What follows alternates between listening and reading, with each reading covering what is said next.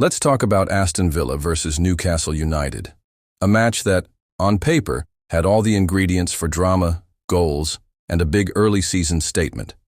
Instead, it finished 0-0, and if you've been following the reactions on X, you'll know fans on both sides are pretty frustrated. Let's start with Aston Villa. This was a home game, and supporters were expecting a strong performance. But honestly, the team looked flat.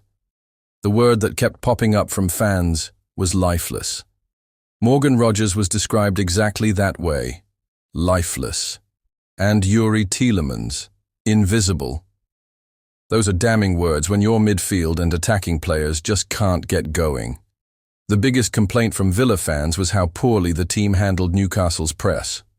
Every time Newcastle pushed high, Villa looked panicked, like they didn't know how to play through it. That lack of composure cost them rhythm, it cost them chances, and it killed any momentum they could build. And then came the defining moment. Ezri Konsa's red card. Around the 66th minute, Konsa brings down Anthony Gordon, and the referee doesn't hesitate. Straight red. From there, Villa's mindset completely shifted. Fans on X admitted that, at that point, they were just hoping to hang on. And credit to them, they did. A point at home isn't ideal, but considering they were down to 10 men for the final stretch, it could have been worse. You could almost sense the relief among Villa fans. Not happiness, not satisfaction, just relief. But let's flip the script. Newcastle fans had every right to believe this was the moment for their team to strike. One man up, plenty of time left, and against a Villa side that was already underperforming.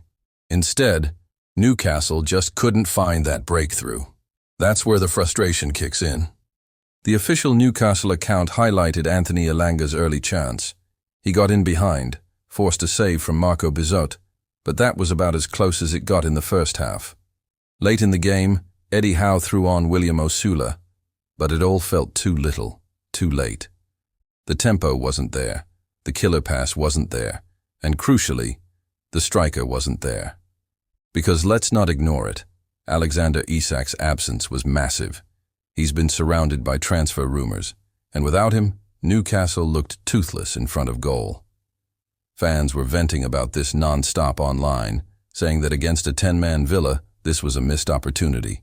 A proper number 9 wins that game. So what's the bigger picture?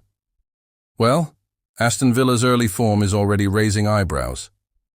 The lack of creativity, the sluggish midfield, and the reliance on defensive resilience after Konsa's red. It's not exactly what fans want to see from a team that's supposed to be pushing for Europe.